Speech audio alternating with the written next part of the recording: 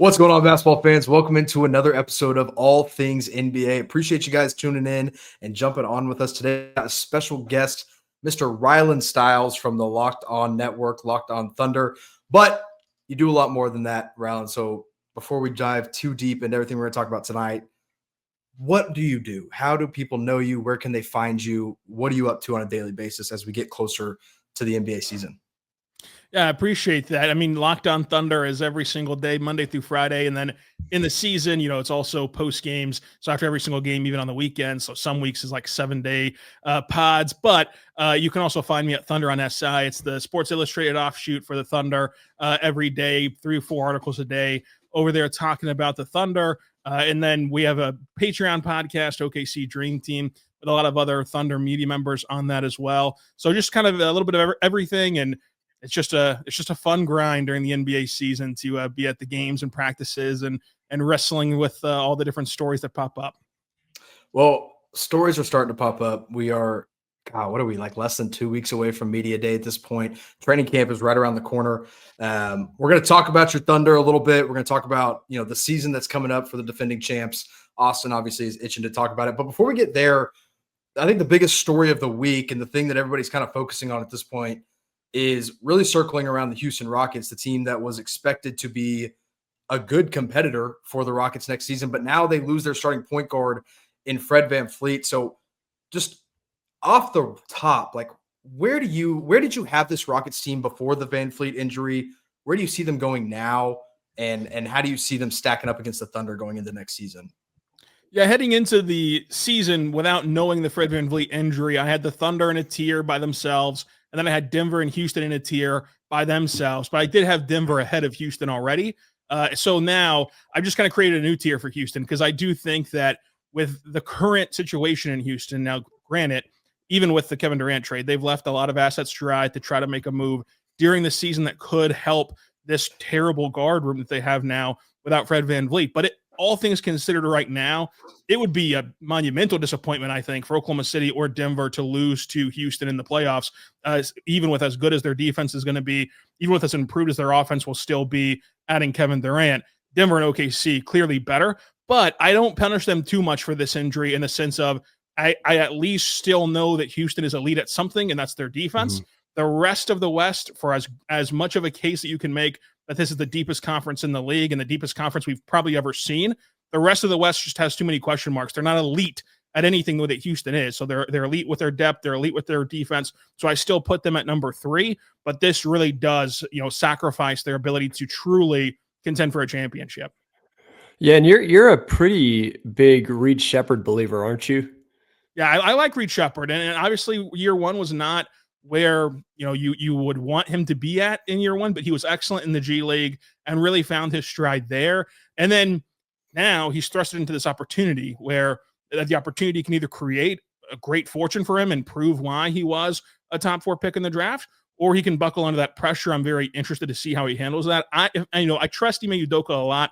I think he is one of the best coaches whenever you get onto the floor. The off the floor stuff is whatever, but on the floor, he's one of the best coaches in the league, and I think that he'll go with Amen Thompson initially as a starting guard, and that takes some of the burden off of Reed Sheppard as well, and kind of easing him into being tasked with more this season will be a big deal for him. So I still believe in Reed Sheppard, but again, when we start talking contending status, is Reed Sheppard going to go from a non-factor last year to a pivotal role in a team trying to win a championship? I don't think that jump can be made this year for Reed Sheppard, but I do think that he'll be much improved because the bar is so low from where he was a year ago.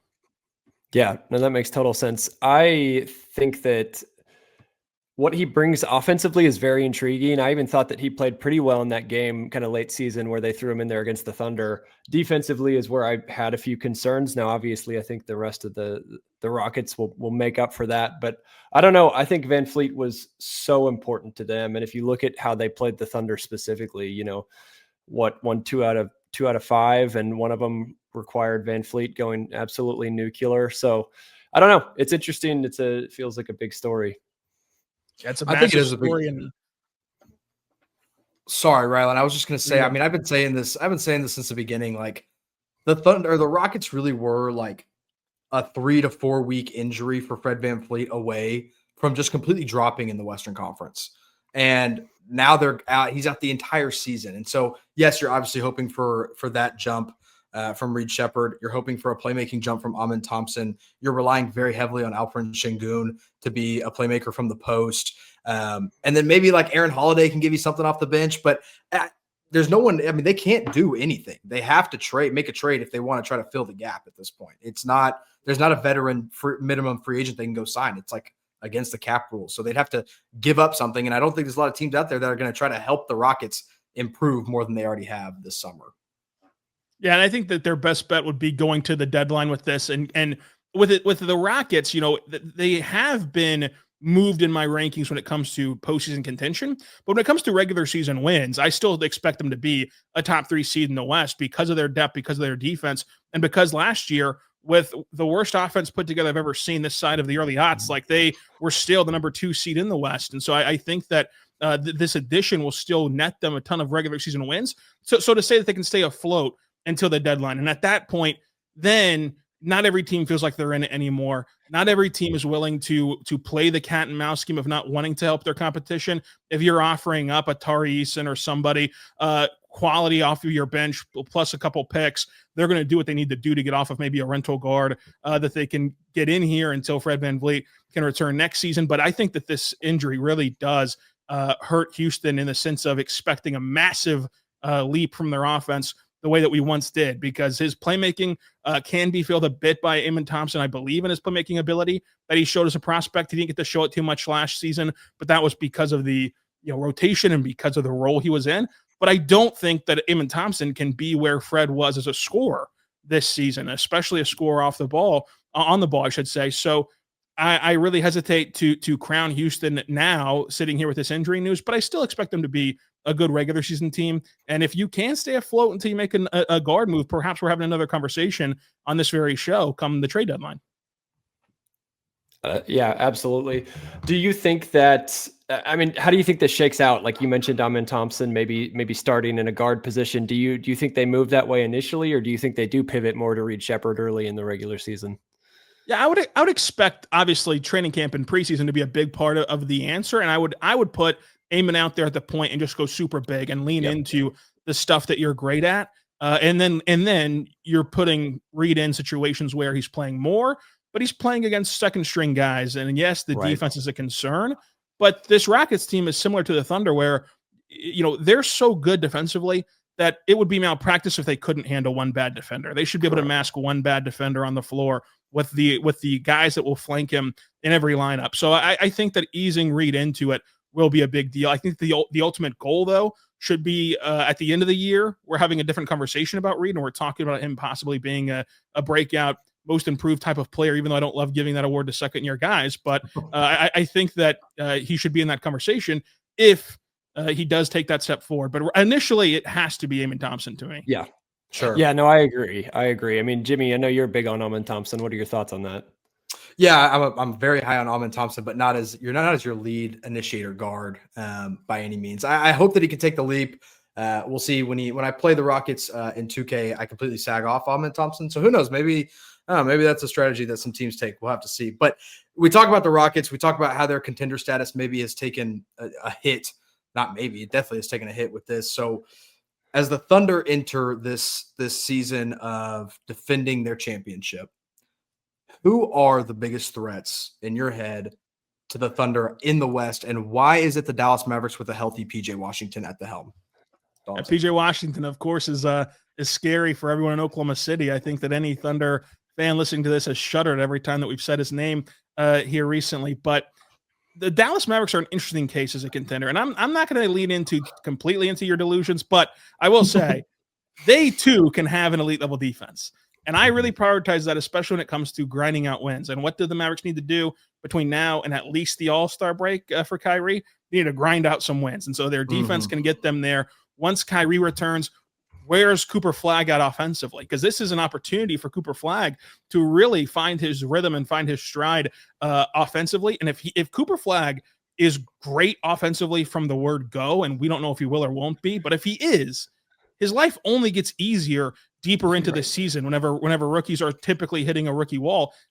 Contrastly for Cooper Flagg, his life would actually be getting much easier at that rookie wall situation in the season once Kyrie returns. So Kyrie, AD, and Cooper Flagg has the making of a more than passable offense with what I think will be one of the better defenses in the NBA. So the Mavericks are not shoved in the corner here, at least not for me, with potential threats, I should say. Contenders, I think it's just Denver. Like losing to Denver in a playoff series is acceptable. Right now, with what we know about who's healthy, if this Thunder team is healthy, and I think if this Denver team is healthy, they should only lose a series to each other. Now, Dallas can give them a run, and other teams can give them a run. But in terms of knocking out those two teams, they should be knocking each other out. And if it is anything but that, I think it'd be a pretty grave disappointment for both those teams. So I guess I'll ask this as someone that did not watch all 82, or I guess I don't know what it ended up being, 100 games of the Thunder last season. What was obviously there weren't a lot, but what was the weak point for the Thunder? Like if you watch games besides PJ Washington, if you watch games that they went and lost, like what were the things that stuck out of like, oh, wow, okay, that team can exploit that for the Thunder, and who are the teams that can continue to exploit that? I think it's as simple as last year. Their half-court offense really labored at times, and that's whenever games got bogged down for them, when you weren't letting them get out in transition. And whenever, it sounds too simple to say limit turnovers against Oklahoma City. This is just a team that's so talented at creating them that it's almost impossible to. So really what I think the key to the game would be for teams is not worry about limiting turnovers more than you would against any other team. Yes, every game you're going to try to limit them. But what you do in transition defensively is the biggest part, because if you can get back and then force them to slow down and force them to get into their half-court offense, they can really struggle because of their inconsistent three-point shooting. So those two things tied together, the inconsistencies from three and the laboring on offense in the half-court, have been two of the reasons why you saw the Denver series go 7 and Indiana go 7, whereas Minnesota, they had a great game in Minnesota where they blew them out, and then they had another great game in Minnesota where it was down to the wire and the Thunder just happened to win. But in between those two games was a lot of turnovers, a lot of fast break points, and a lot of blowouts. And that same thing happened to Memphis as well, who got swept but played 2 good games against OKC in the meantime, whenever they were forcing OKC into the half court. But the Thunder are just able to rack up so many transition opportunities, and they have such great passers, versatile on-ball players to push the pace in transition, that to me, the biggest thing you have to do is excel in transition defense. Are either of the teams in the East, like I say either, mainly I think of New York and Cleveland, if you run into those teams again, do either of those teams give you pause at all if they get to that point again? I think that Cleveland would, under the pretense that they got there. Like if Cleveland got to the finals, that means that they figured it out. This is a team that's been struggling in the playoffs, the last few go-arounds. You've had question marks around, well, what does it look like whenever Donovan Mitchell and Darius Garland are forced to defend at a playoff atmosphere? But if they make it all the way to the finals in an East that's not as great as the West, but in all likelihood, they're going to have to go through 2 of New York, Orlando, Atlanta, and get to the NBA Finals. So if they're able to do that, and even Giannis, we can throw Milwaukee in there too if you want, but if they can get through that and get to the finals, at that point, they have a matchup that can neutralize your double big lineup. They have a bench that can compete with yours. And at that point, you'd have to consider Donovan Mitchell as a player like Tyrese Halliburton, who can go shot for shot on a big stage, because he'd have to do it to get to the finals. So in the East, it'd really only be Cleveland for me, because with New York, I respect them as a basketball team, but against the Thunder specifically, you give the Thunder and SGA in particular way too many matchups that he wants to hunt. He wants to get Cat out there. He wants to get Brunson out there. And what do? I mean, they fired their coach, but the coach isn't going to save them. Mike Brown's not going to save them from having to play Jalen Brunson and Karl-Anthony Towns together. Because if you're in the finals, those guys got to play 37, 40, 45 minutes a night. And that's 45 minutes where you can just pick apart that defense. So I expect the Thunder to have their way with New York if it got to that point. So it'd really be Denver and Cleveland as like the biggest teams, I think, that could beat OKC in a playoff series. Yeah, that's fair. I mean, every part of me thinks that if the Thunder could make it through a Denver series, that they could handle Cleveland, but it will be interesting to see that for sure. So, Rylan, question that we've been kind of chewing on for a bit. The optimist in me as a Thunder fan says that this team is just too good, and the strength of this team is so different than past champions that they won't have the same fate of the past 6 NBA champions who have failed to make it out of the second round. The reason I lean that way is almost entirely because of defense. Like, I don't expect their defense to take much of a step back this year, especially just I in all honesty think that injuries will be better for the Thunder this year. I expect to see more of Chet, which again will only make this defense better. So with the defense that the Thunder have, their floor just seems so high for me. And if you get some 3-pointers to fall, I just can't see the Thunder being bounced earlier than, maybe the Western Conference Finals. What do you think is different about the Thunder compared to the past 6 NBA champions?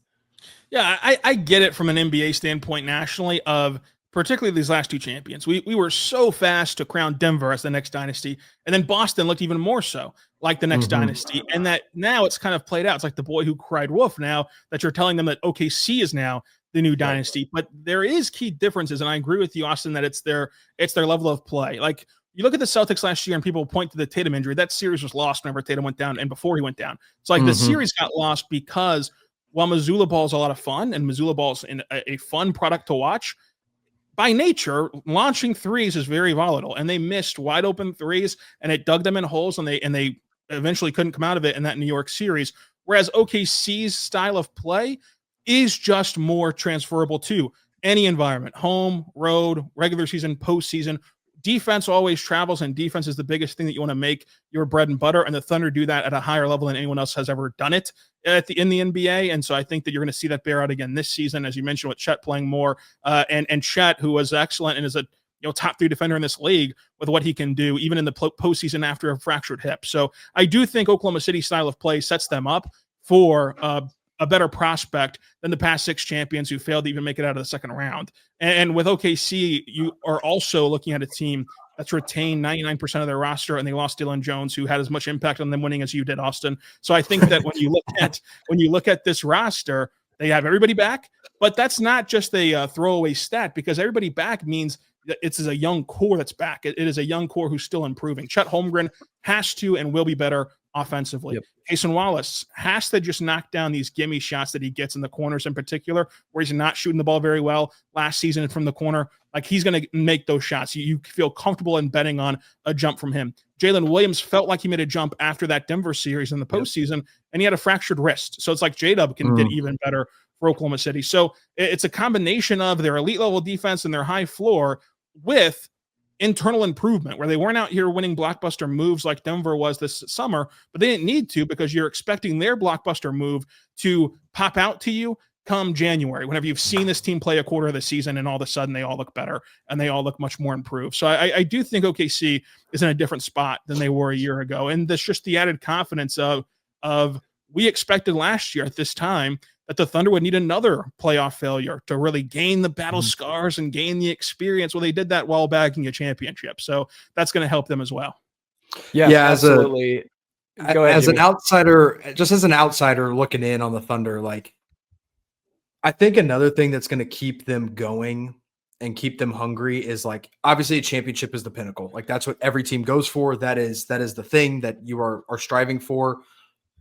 But, and it almost pains me to say this, there are still records this team can break. There are still things this team can do, like break a regular season, winning record, that can just continue to build on a legacy, and a team that, like you said, has room to grow as internal improvements grow, and as they start to gel even more, and they just get more time together. And so all those things, I think, are really scary for the rest of the league. As much as people want to clown on their opponent, like you said, Rylan, like, if a team gets to the finals, they got to the finals for a reason.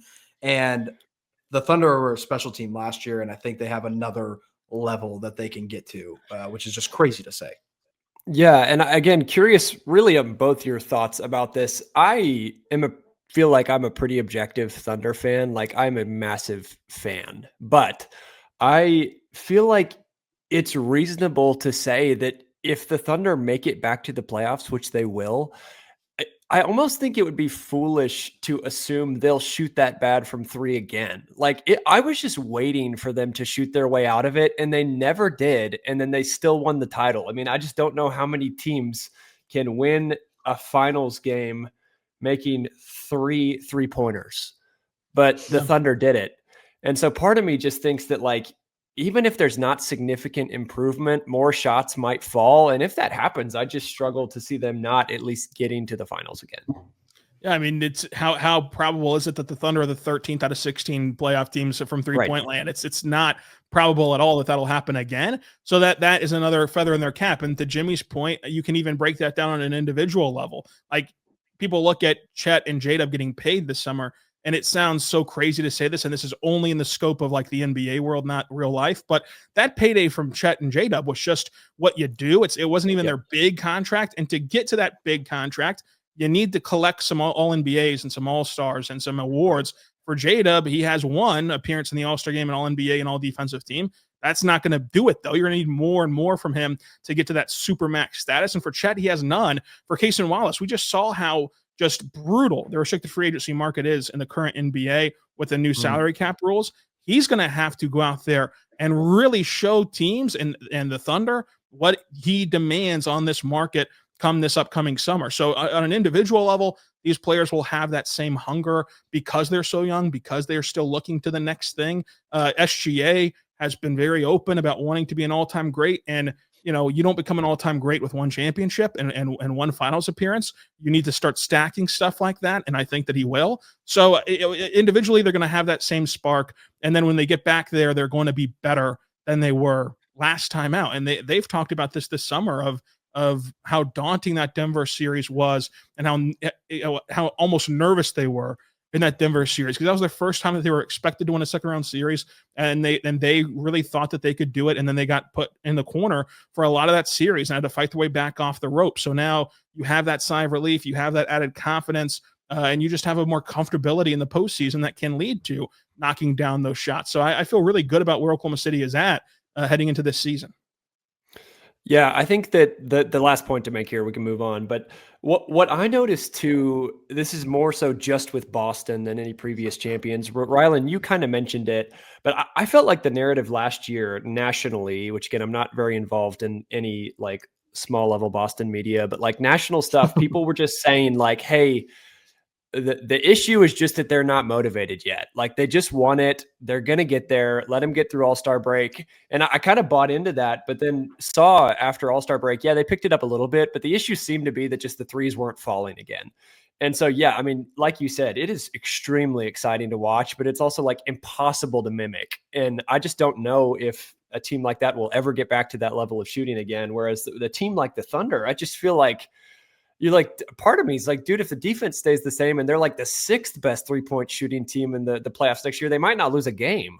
Now, obviously that's silly, but it's a lot. But I do think that Boston is such an interesting case to bring up, because it almost feels like people have forgotten what that Boston team accomplished. Like, yes, it's only one championship, but they went to countless conference finals and they went to a finals and lost it. That was already a dynasty in the sense of contention, in the sense of competing every single year.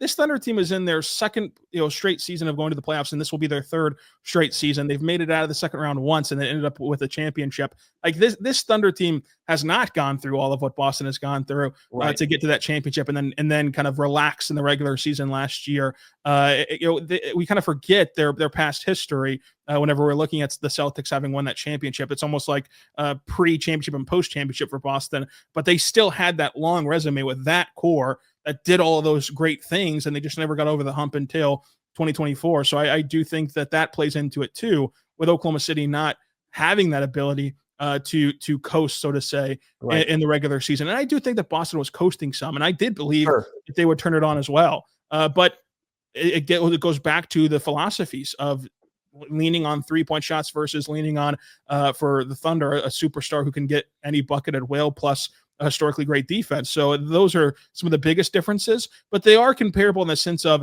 if you look at the totality of what Brown and Tatum accomplished in Boston, that can be a run that the Thunder can go on. Another finals appearance, multiple conference finals appearances, and kind of a decade long of contention. Right. Absolutely. Yeah. I mean, kind of last question that goes off this a little bit. So the thing that I think is also different between the Thunder and a team like the Celtics are, you still hear Tatum and Brown talked about in conversations of like young superstars, and they are by no means old, But even I will catch myself thinking like, oh yeah, Jaylen Brown and Jalen Williams, when in reality, like there's like a 6-year age gap and a huge disparity in experience. So when we talk about the Thunder's big three, obviously Shai is established. He's someone that's been around a little bit. He's got some things under his belt. But with Chet and J-Dub, those guys are still extremely young. What are your kind of expectations for those three this year? Yeah, I mean, I'm more so expecting a lot out of Chet because it has to be a year where he puts it together. And he had a really good rookie season, and it was even a great rookie season from where the Thunder needed him to be.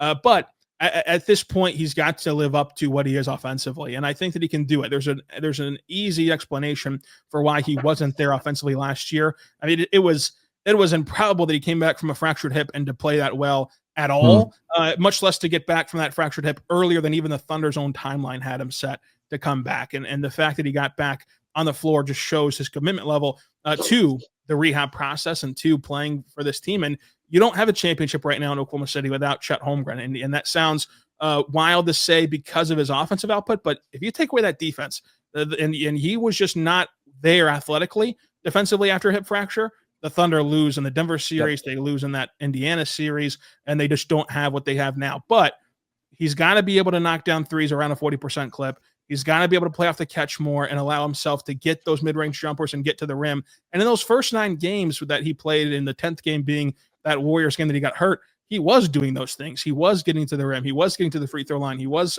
attacking hard closeouts, taking one dribble, knocking down a mid-range jumper. And it also opened up an ability to pass the ball because of how hard defenses started to respect him toward the latter half of that small sample size, where he could take that dribble in, kick it over to somebody else, and they knock down the wide open shot. So it all centers around Chet Holmgren taking a leap, because I think that with Shai and J-Dub, they're not going to regress. So if they are just who they were, then this team is going to be good enough at the top 2. And if Chet is better than he was, then this team is exponentially better. But for J-Dub, like, can he translate sustainably what he showed from game 7 against Denver through the end of the playoffs, which is in its own right a small sample size, albeit a glorified one because of how important the games were. But he was attacking the rim like we've never seen him attack the rim before. He was getting to the free throw line like we haven't seen him get to the free throw line before. And he was hitting more creative mid-range jumpers as well. He wasn't just knocking down the easy ones where he's coming off of a screen that wiped a defender in the Yucatan. Like, he was just really taking it up in a phone booth and knocking it down. So his improvement, especially in those areas, but also from 3. He regressed a little bit from 3 from his rookie season percentage-wise that I think that he can get back to this upcoming season. And then for Shai, I'm not going to put a ceiling on Shai. I've tried to do that the last few seasons, and he's proven me wrong every single time. But the only things left for him, I think he plays defense at a great level for his role. Like, you don't expect a league leader in score to play as good of a defense as he does right now. So I don't think that you can ask him to do even more defensively. Offensively, can he either take a leap forward as a playmaker again and now go from a good playmaker to a great one, or can he become a more reliable three-point shooter where he's truly a 3-level scorer? You truly have to be unguardable at that point, because you don't want to pick him up at the 3, but he can knock it down off that pick and roll. I want to see him, particularly from 3, take those off the dribble jumpers from 3, because if you can get him into the pick and roll around the 3-point line, and all of a sudden he's just going to dribble into a 3, I ask, where do you pick him up defensively? Where do you assign your point of attack defender on Shai? Because you know that he's more efficient getting to the rim and in the mid-range. But now if that 3-point shot's involved, he puts you in such a bind that there's just nothing you can really do. So those are 2 areas where I'm interested in Shai, and I'm interested in J-Dub getting better, but I don't think it's a requirement for this team to have that happen for them to win a championship. I do think it's required of Chet to take a step forward offensively to have them repeat. Yeah, I agree. I think that the Chet one is the most interesting, and just within like my kind of friend groups and circles, I'm known as like the Chet guy. Like, I love the potential of what Chet Holmgren can be. And a lot of that does come from what we saw in the first 10 games last year. I think a lot of non-Thunder and even Thunder fans, like, we're in Oklahoma, like, October is football season. I think a lot of people in Oklahoma don't pick up the Thunder until around December, when basketball season truly starts for them.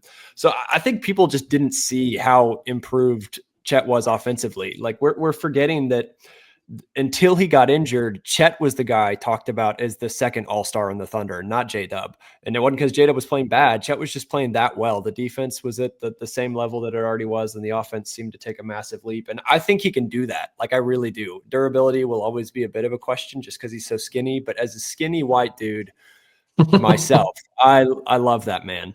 So yeah, no, I think that's good. I mean, I don't expect a whole lot from Shai. If the dude can knock down threes, like, then Jimmy can finally shut up about Luka being better than Shai. So look, like I've said, I don't defend it as staunchly as I used to for obvious reasons, but you guys complimented Chet a lot in that. So I'm going to end it on this question. And Austin and I went back and forth on this a while ago, and I think it gained a little traction, and some obviously the Mavs fans jumped on it really quick. But the question I posed to Austin was, if you're given the opportunity, and this is just for next year, you're not like building for the future.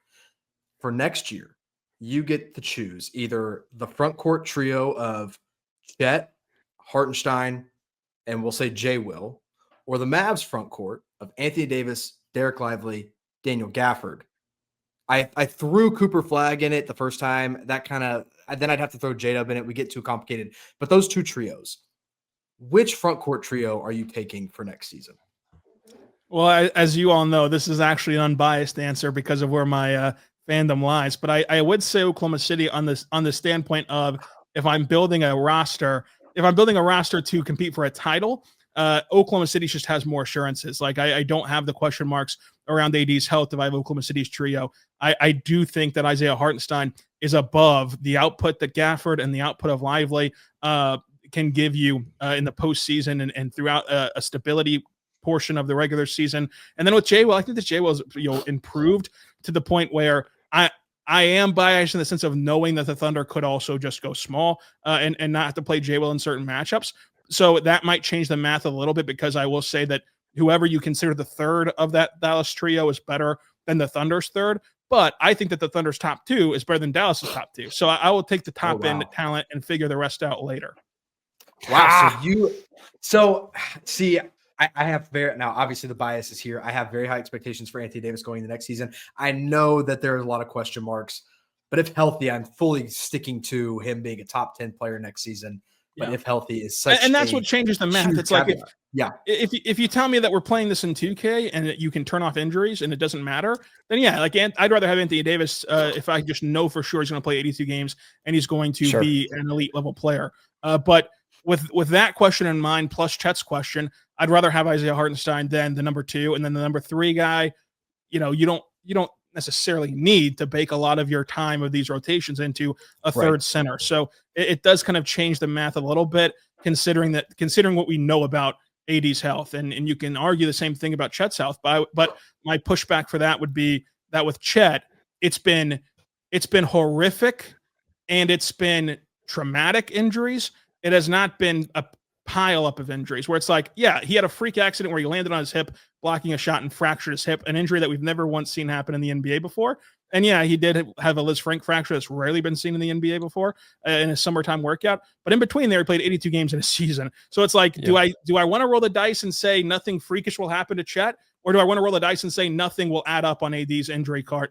I'd rather take the gamble that there's not going to be a freak accident for the third time versus Anthony Davis is not going to get a boo-boo in the game number 5. Yeah, I think that's a good point. And I want to be real clear too, that I think that the Mavs front court is super good. Of course. It's very good. I think the first time we had this conversation, you were so shocked by me saying the Thunder that we never got out there. I do think it's close, but for the reasons Rylan mentioned, I like what the Thunder have. Well, it's also like this. I mean, like, for as many holes as we can point to in Chet's game currently, on our Locked On Top 100 list, and I believe that on the ESPN list that's going to start trickling out, and the Ringer list, like for us, Chet's a top 30 player already, and that's with the egregious stuff offensively that you can point to and shine a light on comparatively to AD. I'm speaking of, not just in general. Like, yes, AD is a way better player than Chet is offensively.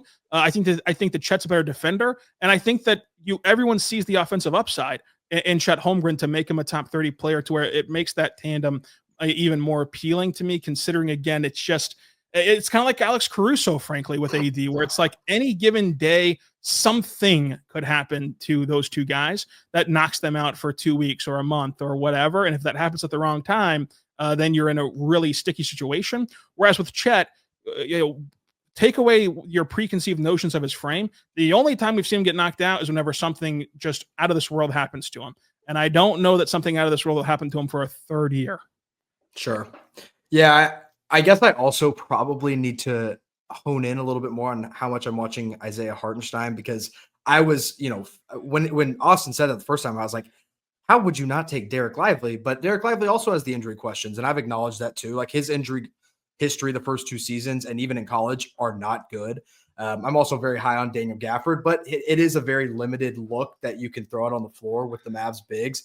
I think Lively's going to take a huge leap. I'm very excited for that. And like you guys said, I know we're not saying one's trash and one's amazing.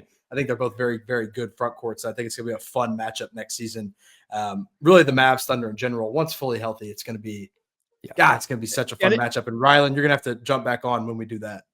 Yeah, I mean, anytime at all, this has been a lot of fun. It really comes down to personal preference too, because it's like I look at Lively and think of a guy that I need to set up, and so if I pick my front court, I've got to keep that in mind when I'm picking my guards and like who can find him opportunities to score. Whereas with Isaiah Hartenstein, he has the same scoring limitations as Isaiah Hartenstein. However, he does have an added playmaking element where he's an elite playmaker that can make up for some deficiencies with whenever you're picking your guards or your forwards of, okay, well, I know that I can get some playmaking help from my center position, that I can afford to perhaps not lean all in on playmaking with these other positions. So it's an interesting thought process. I will say, if you were to list out and tier rank all of the front courts in the NBA, these two teams would be at the top. So I mean, there's not really a right or wrong answer. You can make strong cases for both of them. Yeah, I'm with you. Well, we really appreciate you having jumping on with us. If you're subscribed and watching this, I can almost guarantee you're already subscribed and following Rylan. But Rylan, I know you mentioned at the top of the show, one more time, where can they find you? Where do you want them to go check you out? Yeah, you can find me on Twitter at Rylan_Stiles. You can follow Locked On Thunder anywhere you get your podcast from. OKC Dream Team on Patreon. I'm on Locked On NBA for Saturday nights throughout the season, so you can go check that out. And then, other than that, I'll be back on all things NBA whenever you guys have me. So make sure you subscribe here too. Let's do it. Appreciate you, Rylan. Thank you guys for tuning in, and we'll see you next time.